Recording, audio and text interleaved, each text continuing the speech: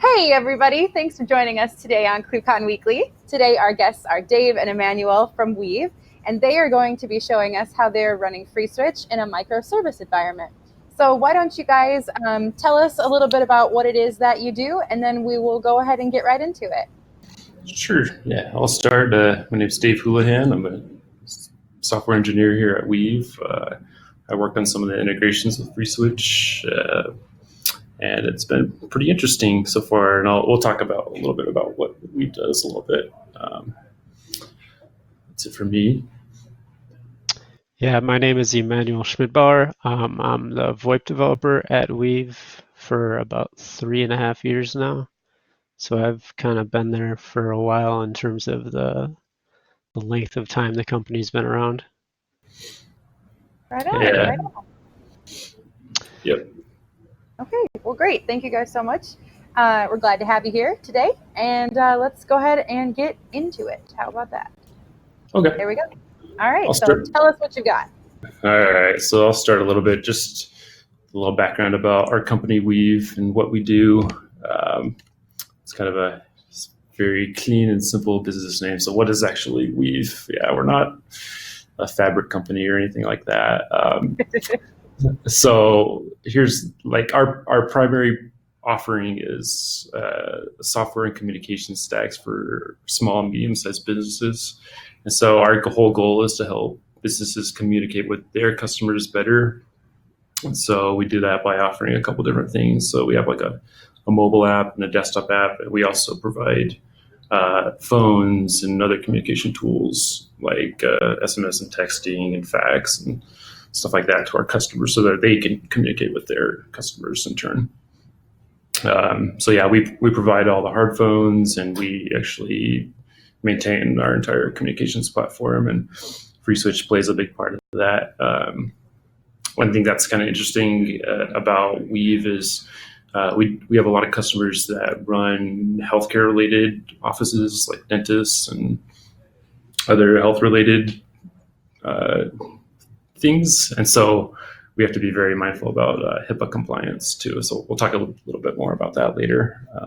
But that's kind of what we do in a nutshell. Is like a lot of times small businesses don't have the big budgets that large corporations have to have, complex and full featured communication software. So that's kind of our entry point into the market is we provide tools to help small businesses do that.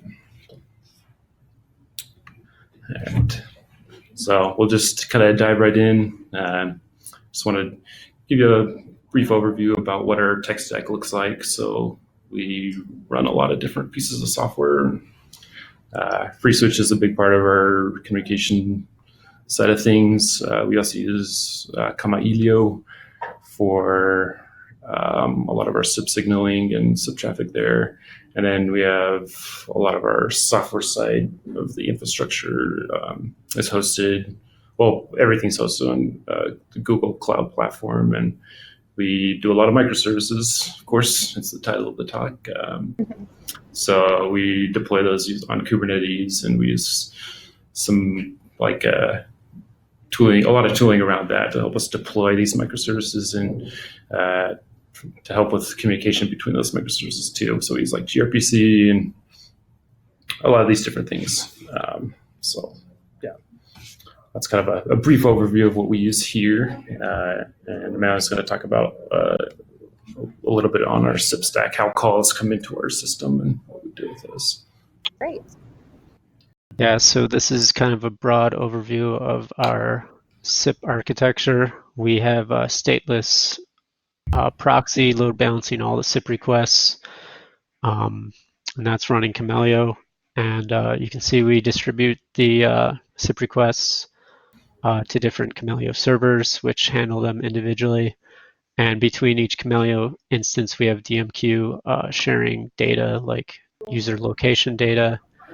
And all of our SIP invite requests, which are basically calls, end up at the FreeSWITCH server, and media is handled there. And we have a microservice running on that FreeSWITCH server that generates presence events, BLF, using NSQ to send to SIP presence. And yeah, that's about it. Yeah, it's pretty cool. All right, thanks, man. So I just want to do a little brief primer about microservices. So, when you're designing your software, you have a couple different options here. Typically, you kind of start with what's called a monolithic system, like one just big system that encompasses a lot of different responsibilities and stuff like that. And so as your business grows, you can start experiencing a lot of pain points, like, if one piece of the system breaks, the entire system might break or might go down. And so some things that you can do is kind of break up that big monolithic system into these little systems or services. So that's this whole kind of idea of microservices and why we'd use them. So here's some other ideas of why you might want to use microservices if your company's growing or your software stack is getting complex. So like I said, it helps with resilience. So instead of the entire system going down, just one piece of the system will go down. Another thing it does is it makes organic scaling easier. And so I say organic because it's like a lot of times you can plan for scale. I'm like, I think this part of the system is going to get hit really hard under these conditions. But it's easy to kind of pre-optimize your system and over-engineer things. And a lot of times you don't entirely know where your bottlenecks or the brittle pieces of your system are. But if things are broken up pretty nicely, you can kind of isolate where you might need to scale things up and increase resources, just a particular part of the system. And then there's a better division of responsibilities, both for humans and machines. And so that's kind of important too, because you might need to hire, it's really hard for a human to understand a really complex system, right? Just for VoIP infrastructure, it's there's a lot of moving parts and pieces, and just understanding that part is pretty tough. And so if you can kind of distribute the understanding of your system to different people, or if you're hiring a new engineer to come in, it's a little intimidating, to come into a new company and be like, oh, hey, you're in charge of this entire massive system. I hope you understand it. So instead, that's something we've had success here at Weave. Is okay, you're responsible for this part of the system, and it has these boundaries, and it's fairly clear cut. There's some fuzziness depending on where you're at in the system, but it's you can actually break things up into digestible bits. And then for machines too, it's some pieces of the system really shouldn't be handling other parts of the system too. So earlier we mentioned HIPAA compliance. So we try really hard not to handle any sensitive data on our phone system, just because you hear in the news all the time about, security incidents where people had a whole bunch of data compromised, and we're trying to get to a more compliant state where we're managing data responsibly and not.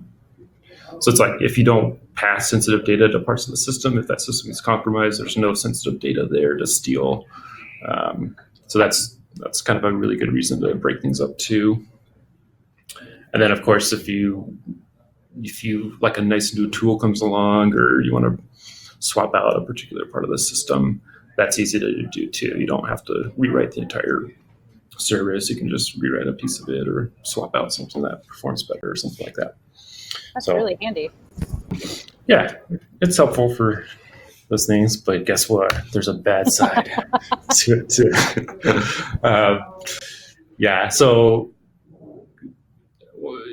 Things get more complex when you break things up into these microservices. Specifically, you have to kind of deal with how these little microservices are going to talk to each other too. So a lot of times that communication has to happen over a network, and sometimes networks are slow or they go down, and so you have to deal with that, and you get an increase in latency if little microservice A needs to talk to little microservice B. You generally can see an increase in latency across the system. It's also harder to kind of trace where problems are happening too. It's if this particular workflow is going across several microservices and something in the middle breaks, it's kind of hard to tell, did it break at the beginning of that workflow or the end of the workflow? I don't know. So tracing is really important there, and having a good way to troubleshoot things is really important. And there's also you can take it too far pretty easily too, and that's what we kind of call nano services. And so you break things into little tiny pieces.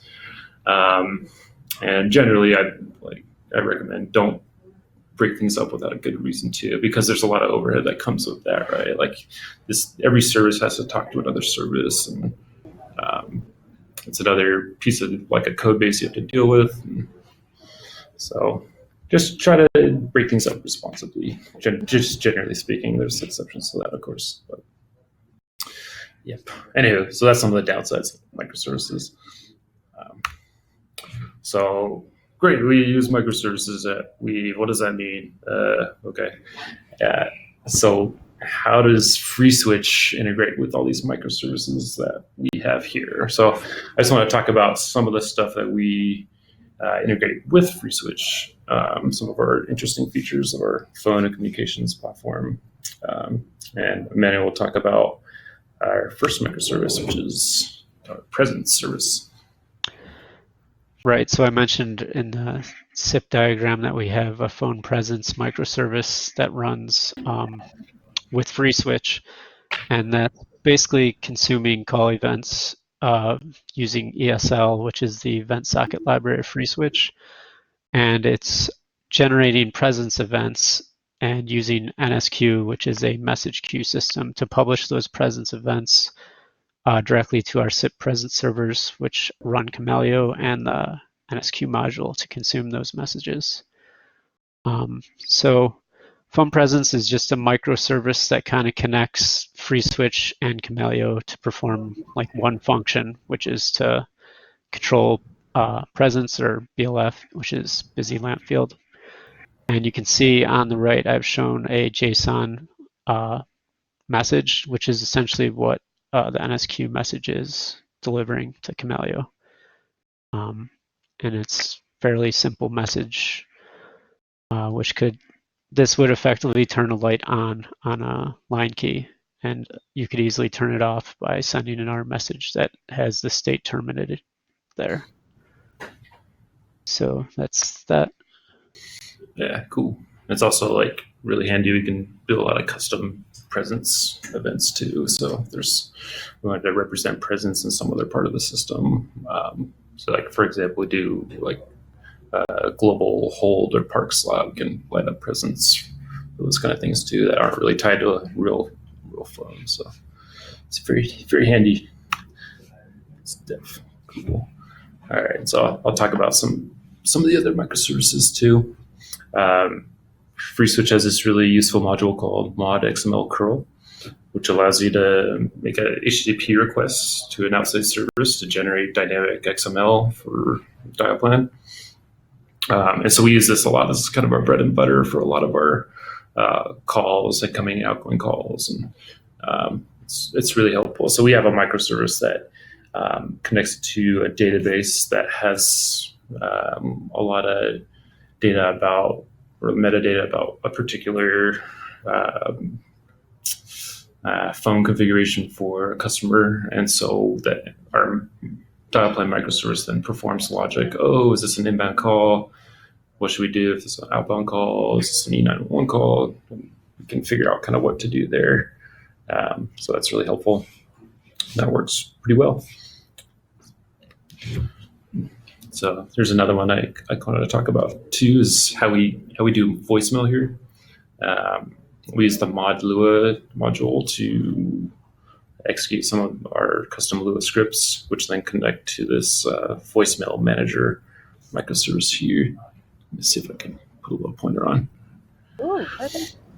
And so that has a metadata database. It doesn't have any sensitive information. It just has kind of information about voicemail messages.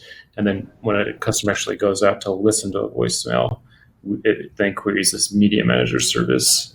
And so, voicemail messages are very sensitive. They can contain a lot of, private health information or things like that, things that you don't want. to treat lightly. So we store all that media encrypted at rest using Google's KMS service. So all those media messages are encrypted, and it's not easy to access those. So, and this is kind of similar, but also kind of important too, how we manage call recordings too. So we actually offer call recordings as one of our features for our product. So if an office wants to listen to all the calls that have happened on their phone system, we provide that. And we use the record session app in FreeSWITCH. And that kind of goes through this kind of interesting workflow. I kind of want to highlight this because we're kind of doing some interesting little pieces of workflow here. So we have this microservice called Media Mover that will then take that WAV file, it'll upload it over here into the cloud, into our raw WAV bucket. And we have a Google Cloud function that transcodes that into MP3 just for smaller storage. I was talking about microservices. We're talking about like how these microservices communicate to each other. So we do a lot of asynchronous communication, both using NSQ, which works really well. And we also use some of Google's asynchronous communication tools. Like they have this product called PubSub, which allows you to provide and stream messages to other services. So we have this other service here called Media Pusher. And basically in this PubSub topic, we say, oh, hey, there's this call recording MP3 that's ready for processing. Media Pusher will see that message and then consume it. It'll encrypt that MP3 and store it at rest in this encrypted MP3 bucket. So that's kind of our workflow for call recordings, kind of high level. And one more service I wanted to talk about is how we do phone media too. So a lot of times, like a phone system, people have lots of pieces of phone media. They might have custom hold music or IVR menus. And so we use the mod HTTP API module, which will query our media manager microservice. And this stuff's a little less sensitive, but we still treat it very sensitively. Just because it's like, oh, you might not have social security numbers in somebody's hold music or something like that. But we treat it just the same as all our other stuff. And we have this media manager, which provides kind of metadata here. And so this is kind of important too. If I kind of highlighted this HTTP header, this cache control. So it's max age. It's like, let this live to up to 30 days. And FreeSWITCH is really nice because it honors that header, and it will cache that file on disk for up to 30 days. So what that means is if somebody has a really long piece of hold music, somebody's playing Spanish guitar for like 3 hours, you don't have to go out and download that file every time you put somebody on hold. It's already on disk and it's cached and ready to serve quickly. Yeah, so that's nice. FreeSWITCH has a lot of nice modules, and they honor a lot of standards. So it's very nice. So those are some of the microservices we use, and we've had pretty good success using a lot of these things. But I just want to talk about some of the challenges we've ran into here. So here's just 4 things I kind of thought of. Like, scaling is interesting. When you break things up, you kind of think, oh, I can just scale this. I can just crank up the number of these microservices or number of pods or replicas of a particular microservice, and everything will be fine. And typically that works to a certain point. But there's always bottlenecks and there's always breaking points where things kind of scale. So you always have to be mindful about different ways you crank up your system. And then monitoring, as I kind of mentioned before, is kind of tricky. It's like we're figuring out where things are happening. So we use Prometheus and we use a couple other log aggregation tools, because each of these microservices have their own set of logs, right? And so how do you collect all those logs and make those visible to somebody who's trying to debug a problem? You can't just log into a box or a pod or a container, because you might have hundreds or thousands of those containers. It's not practical at all, right? Same thing with tracing. It's like, we want to kind of see where a problem happened. Did it happen at point A or point B or somewhere in between? and metrics too. It's kind of like general means to kind of give you an overview of where things might be happening in your system and what the overall health of different parts of the system are. And privacy is a really interesting challenge for us because we try to honor, well, we do honor HIPAA. Customer data and patient data is extremely important to us. We're HIPAA compliant, and so that means we need to provide auditing tools and limited access to a lot of different parts of the system. And there's a whole slew of other compliance requirements that we have to meet. So that's always a challenge when you're building out software and infrastructure. You have to always have to be mindful about, should a service be touching this data, or should it even have access to this data? It's something you have to be very careful about.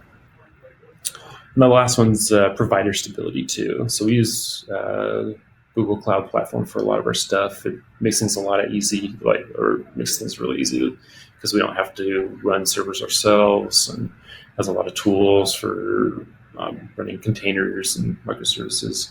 But it's not perfect. They might have an outage. Somebody might do something interesting over at Google, and it might cause an outage in an availability zone or region or something like that, and that causes an outage for you. So there's not much you can do there other than got to watch the situation, hope it gets resolved quickly, and make sure you know the impact that it's had. And we also have partnerships with a lot of sub-trunking providers too, and they also have outages, and a lot of times they're running on cloud providers too. So it's kind of interesting there. So those are some of the challenges that we've run into here. We're growing a lot, and so we're trying to design our systems in a way that scale well. We're still growing, and it's still an ongoing challenge to meet the demands of growth, but we're handling it pretty well. So that's kind of it for this presentation.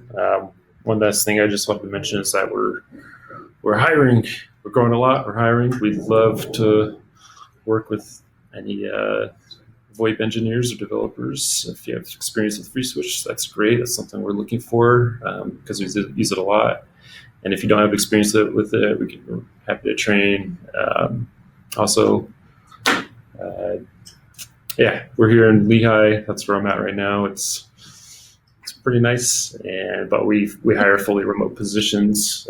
Emmanuel's fully remote, and we have a couple other fully remote engineers too. So distance isn't a problem, and we try to